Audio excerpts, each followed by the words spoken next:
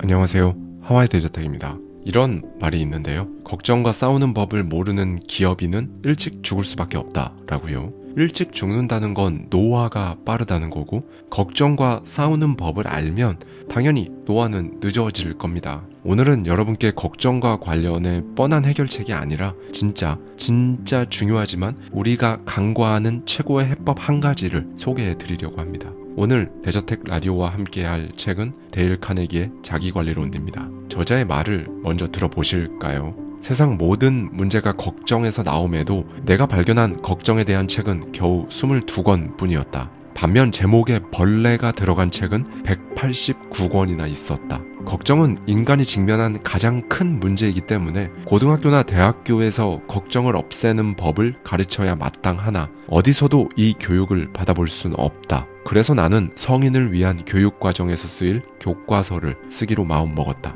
그리고 걱정을 예방하는 방법은 사실 간단하다. 피로해지지 말아라. 아니, 이게 뭔 허무한 결론인가 싶으시죠? 그래도 끝까지 들어보세요. 끝까지 듣고 난 후 여러분은 피로해지지 않기 위해 취하는 휴식과 쉼표가 여러분 삶에 얼마나 필요한지, 그리고 사실 지금 여러분이 고통받는 그 이유가 다 여러분이 쉬지 않아서, 즐겁지 않아서 그렇다는 걸 완벽하게 깨달으실 겁니다. 의학을 조금이라도 공부한 사람이면 피로가 우리 몸의 면역력을 떨어뜨려 감기는 물론이고요, 수많은 질병에 걸리기 쉽게 만든다는 사실을 알고 있다고 합니다. 정신의학자들 또한 피로가 두려움과 걱정에 대한 저항력을 떨어뜨린다고 합니다. 미국의 저명한 내과 의사이자 정신과 의사인 에드먼 제이콥슨 박사는 말합니다. 자주 쉬어라. 피곤해지기 전에 쉬어라. 신경성 질환이나 감정적인 문제들은 당신의 몸이 완전히 이완된 상태에서는 존재할 수가 없다. 미 육군이 여러 번의 실험을 거쳐 발견한 사실이 하나 있습니다. 아무리 군사훈련으로 몸이 다져진 젊은이라고 해도 1시간에 10분씩은 군장을 벗고 쉬어야만 행군을 더 잘할 수 있고 더 오래 버틸 수 있다는 결과가 나온 거죠. 이 규칙은 사실 너무나 중요해서 미군 전역에서 너무나 자연스럽게 지켜지고 있습니다. 여러분의 심장도 미 육군만큼이나 똑똑합니다. 인간의 심장은 하루에 기차 한 칸 크기의 유조차를 가득 채울 만큼의 혈액을 온몸으로 퍼나른다고 해요. 그 에너지로만 따지자면 심장이 하루에 소비하는 에너지는 석탄 20톤 분량을 1m 높이로 쌓아 올리는 데 드는 에너지와 맞먹죠. 이 엄청난 일을 50년, 70년, 심지어 90년 넘게 하고 있는 도대체 심장은 어떻게 버틸 수 있을까요? 하버드 의대 월터 캐논 박사는 이렇게 말합니다. 사람들은 심장이 쉬지 않고 일한다고 생각한다. 그러나 심장은 수축할 때마다 반드시 휴식을 취한다. 1분에 70분 정도 박동한다고 치면 심장은 24시간 중 9시간만 일한다. 하루에 15시간은 좋게 쉬는 셈이다. 자동차의 왕 헨리 포드의 이야기도 마찬가지예요. 저자는 헨리 포드가 80세 생일을 맞이하기 직전 그를 인터뷰했습니다. 저자가 그에게 어떻게 그 나이에도 그렇게 건강하고 생기가 넘치는지 비결을 물었더니 포드는 황당한 답변을 내놓았죠. 저는 앉을 수 있을 때는 절대 서지 않고 누울 수 있을 때는 절대 앉지 않습니다. 피식하신 분들 계시죠? 윈스턴 처칠이 쐐기를 박습니다. 제2차 세계대전 중에 윈스턴 처칠은 60대 초반에서 70대 초반의 나이로 몇 년 동안 하루 16시간씩 일하며 영국의 전쟁을 이끌었어요. 이 경이로운 기록의 비결은 점심을 먹은 뒤 1시간 낮잠에 있었습니다. 그는 피로를 풀 필요가 없었어요. 낮잠이 모든 걸 해결해 주기 때문에 그럴 필요 자체가 없었죠. 미국의 존 록펠러 또한 마찬가지였습니다. 록펠러는 엄청난 기록을 2가지나 세웠는데요. 역사상 유례없는 부를 축적했으며 98세까지 장수했죠.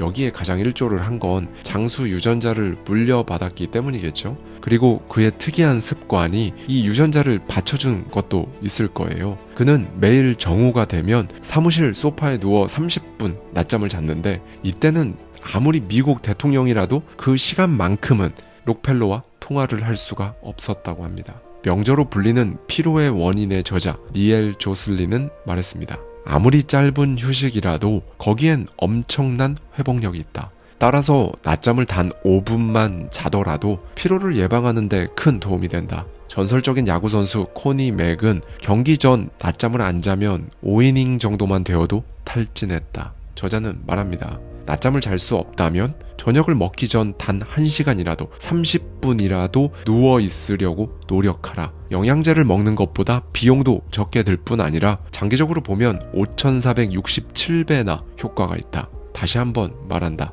군대에서 하듯이 자주 휴식을 취하라. 우리 몸의 심장이 그렇게 하듯이 피곤하기 전에 미리 쉬어라. 그러면 하루에 1시간씩 더 활동할 수 있다. 이 피로에는 또 흥미로운 비결이 하나 숨겨져 있습니다.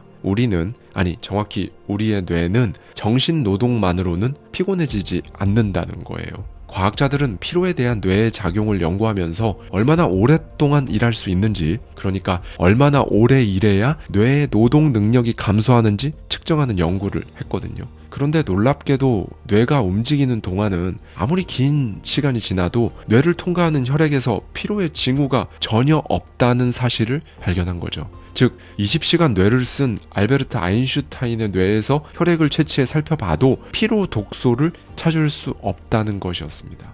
즉 우리 뇌는 하루 8시간, 심지어 12시간 동안 사용해도 처음과 마찬가지로 빠르게 작동하고 지치지 않는다는 겁니다. 그러면 여러분과 저는 도대체 왜 피곤한 걸까요? 영국의 저명한 정신의학자 헤드필드는 그에 져서 힘의 심리학에서 말합니다.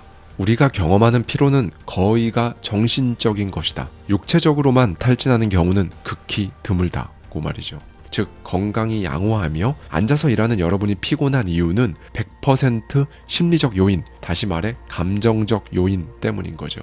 저자는 흥미로운 예시를 들려줍니다. 앨리스는 동네에서 흔히 볼 법한 속기사다. 어느 날 앨리스는 녹초가 되어 집으로 돌아왔다. 너무 피곤한 나머지 저녁 식사를 건너뛴 채 당장 침대에 눕고 싶었으나 울리는 전화를 받지 않을 수 없었다. 남자친구는 그녀에게 같이 춤추러 가자는 내용의 이야기를 전했다. 그러자 피로에 절어있던 그녀의 눈이 반짝이기 시작했다. 끈질긴 그의 설득 끝에 활력을 되찾은 그녀는 연푸른색 드레스로 갈아입고 예쁜 구두를 신고 집을 나섰다. 그리고는 새벽 3시까지 춤을 췄다. 집에 돌아왔을 때 그녀는 8시간 전과 달리 전혀 피곤하지 않았다. 오히려 마음이 들떠서 한숨도 못 잤다. 8시간 전에 앨리스는 실제로 피곤했을까요? 당연하죠. 8시간 전 그녀의 겉모습은 초췌하기 짝이 없었으며 손가락 하나 까딱할 힘도 없었습니다. 그녀가 그렇게 지친 이유는요, 그녀는 지루한 일과 지루한 사람에 너무나 지쳐 있었기 때문이에요. 즉 피로의 주범은 지루함이었던 거죠. 세상에는 수많은 앨리스가 있습니다. 여러분도 매일 지치고 피곤하다면 그중 하나일지 몰라요. 우리가 앞서 걱정을 치우기 위해선 피로해지지 말아야 한다고 했잖아요. 네, 피로해지지 않으려면 여러분의 일상이 지루하면 안 되는 겁니다. 조셉 바맥 박사는 심리학 자료집에서 지루함이 어떻게 피로를 유발하는지 보여줬어요. 그는 한 무리의 학생들을 대상으로 그들이 흥미를 느끼지 못할 법한 실험을 했죠. 학생들은 피로와 졸음을 느꼈어요. 몇 명은 소화불량 증세까지 보이면서 신진대사를 측정해 봤더니 지루한 일을 할 때 혈압이 떨어지고 산소 소비량이 실제로 감소한 거였어요. 흥미와 재미를 느낄 만한 일을 하자마자 신진대사가 정상 수준으로 돌아왔습니다. 그러니까 여러분이 등산처럼 고단한 활동을 할 때보다 지루할 때 더 피로함을 느낀다는 거예요. 특히 정신노동을 하는 사람은 업무량이 많아 피곤해지는 경우는 드물죠. 오히려 그날은 업무량이 적어서 업무 외에 어떤 일 때문에 신경 쓰느라 지치는 상태가 허다했을 겁니다. 그렇게 일이 잘 풀리지 않았던 지난주에 여러분은 이런저런 문제가 생기고 모든 일이 뒤죽박죽 돼서 거의 탈진해서 집에 돌아왔겠죠. 어떤 날은 일이 잘 돌아갔을 겁니다. 전날보다 수십 배나 많은 일을 함에도 불구하고 활력이 넘치고 생생한 상태로 집에 돌아왔을 거예요. 누구나 이런 경험이 있습니다. 즉 피로는 일 때문이 아니라 몰입하지 못하는 순간의 지루함, 좌절, 분노로부터 생겨난다는 거예요. 그렇다면 도대체 지루함, 피로, 걱정을 날리기 위해 삶에서 무엇을 찾아야 할까요? 칭찬, 감사, 승진? 이런 건 아무것도 아닙니다. 임금 인상? 이런 것도 의미가 없어요. 지루함에서 오는 피로를 느끼지 않는다는 보상을 찾아 나서야 합니다. 그럼 당장 자신의 상황을 바꿀 수 없다면 어떻게 해야 할까요? 여기 공장의 선반 앞에서 볼트를 만들던 젊은이가 있었습니다. 그도 자신의 일을 무척 지겨워했죠. 일을 그만두고 싶었지만 다른 일자리를 찾지 못할까 두려웠어요. 뭐가 어쨌든 이 지루한 일이라도 해야 했기에 기왕이면 재미있게 해보기로 마음을 먹었죠. 선택지가 많았을 텐데 그 와중에 아주 똑똑한 선택을 한 겁니다. 그는 옆에서 작업하는 기계공과 시합을 했어요. 누가 더 많은 볼트를 만드는지, 누가 더 정교하게 만드는지 내기를 시작한 거죠. 왜 사소한 내기에 목숨 거는 사람들이 있잖아요. 이 두 사람도 남들이 보기엔 되게 웃겼는데 이 둘은 진심으로 그 내기에 임했고 신기한 일이 생겼습니다. 그의 작업 속도와 정확성을 보고 감탄한 현장 감독이 얼마 지나지 않아 그에게 더 나은 일을 맡긴 거죠. 그것이 그에게 이어질 승진의 시작이었어요. 같은 일을 재미있게 하자는 식으로 관점만 조정했을 뿐인데 삶이 완전히 달라진 거죠. 이걸 여러분 삶에 대입하겠다고 마음 먹으면 벌써부터 머리가 아파져서 또 피로해질지도 모르겠습니다. 아니 엑셀 파일에 숫자를 입력하는 이 일을 도대체 어떻게 재밌게 해? 영상 초반엔 쉬라며 오히려 머리 아픈 과제를 던져주고 있네.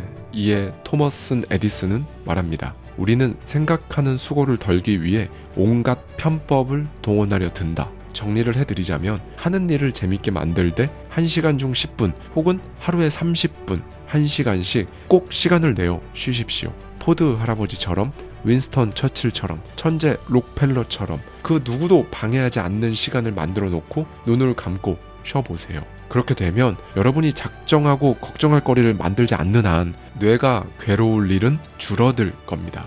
그럼에도 이런 말을 하시죠. 나는 내일을 생각할 수밖에 없다. 가족을 보호하기 위해 보험을 들고 노년을 대비하기 위해 저축해야만 한다. 남들보다 앞서가려면 계획을 세우고 준비해야만 한다. 그러니 걱정을 떨칠 수가 없다. 여기에 저자는 말합니다. 당연히 내일에 대해 생각해야 한다. 세심하게 생각하고 계획하고 대비하라. 그러나 걱정하지 마라. 걱정이 삶을 비집고 올 틈을 주지 말아야 하는데 그럼에도 이게 어렵다면 컬럼비아 대학교 학장을 지낸 고 허버트 호스크의 의견을 들어보세요. 세상 걱정의 절반은 결정을 내리는데 기초가 될 만한 지식이 부족한 상태에서 결정하려고 하기 때문에 생깁니다.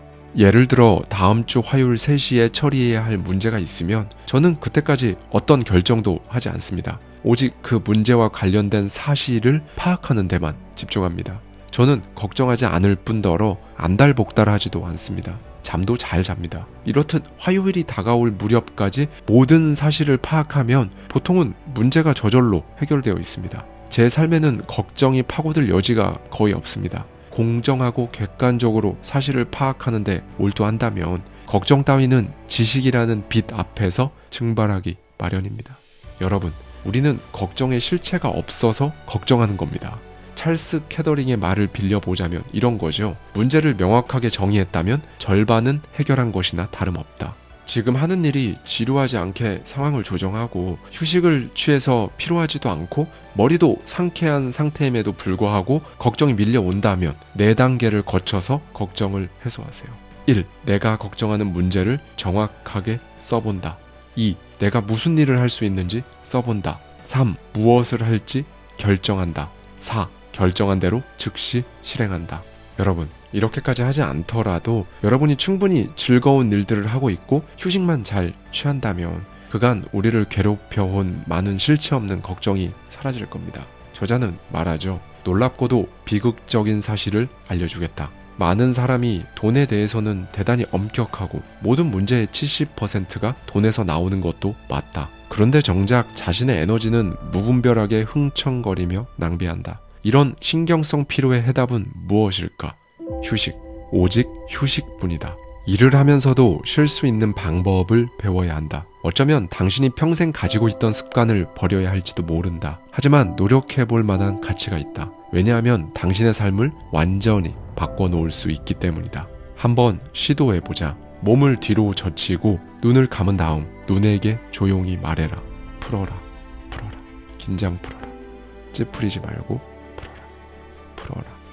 1분 동안 천천히 이 말을 반복하라. 저자에 따르면 우리 몸에서 가장 중요한 부분은 눈이라고 합니다.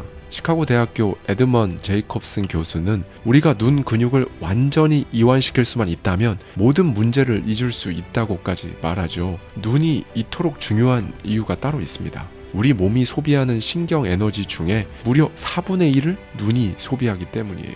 특히 여러분들 중엔 시력에 문제가 없어도 눈이 피로하다고 호소하는 분들 많으실 거예요. 스스로 눈에 긴장을 만들었다면 그 긴장을 잠시 풀어주는 것만으로도 삶이 달라집니다. 이와 관련해서 책에 소개된 한 노인의 말을 빌려보겠습니다. 자신을 낡고 쭈글쭈글한 양말이라고 생각해야 한다. 그래야 긴장을 풀 수 있다. 긴장을 풀어라. 말은 쉽죠. 이게 어려울 여러분을 위해 다소 재미있는 표현인 것 같아 가져와 봤습니다. 여러분이 휴식을 취하는 그 순간만큼이라도 나를 낡고 쭈글쭈글한 양말이라고 생각해 보세요. 휴식을 위해 막 노력하지도 마시고요. 긴장과 노력이 전혀 없는 상태에서 아픈 어깨에 힘을 쭉 빼고 하루에 4-5번 정도 스스로에게 이렇게 물어보세요. 내가 일을 실제보다 더 어렵게 만드는 건 아닌가? 이 일과 전혀 상관없는 근육을 쓰고 있는 거 아니야? 저자에 따르면 심리학을 잘 아는 사람이라면 2사람 중 1명은 이런 습관을 지니고 있다고 합니다. 그리고 하루 일을 마치면 다시 한번 스스로에게 질문하세요. 나는 어느 정도 피곤했는가? 만약 피곤했다면 일하는 방식이 잘못되었기 때문이라고 저자는 말합니다. 즉, 내 삶을 온전히 잘 살고 있으면 피곤한 게 더 이상한 거라는 거예요. 이제는 내가 얼마나 피곤한가 생각하기보다는 얼마나 피곤하지 않은가를 기준으로 그 날을 평가해 보십시오. 걱정은 여러분을 늙게 만듭니다. 그런데 이 걱정은 실체가 없어요. 즉, 피곤하면 걱정이 생겨나고 피곤함은 지루할 때 생겨납니다. 여러분의 삶이 지루하지 않고 적당한 휴식만 취해준다면 여러분이 깨어있는 내내 머리를 써도 지치지 않을 겁니다. 이게 진짜 사는 재미 아닐까요? 여러분의 뇌는 쓰일 곳이 따로 있으니까 지루함, 피곤함, 걱정에 낭비되지 않도록 오늘부터 한번 잘 다스려 보시길 바라면서 오늘도 즐거우실 여러분의 하루를 응원하겠습니다. 감사합니다. 지금까지 하와이 대저택이었습니다.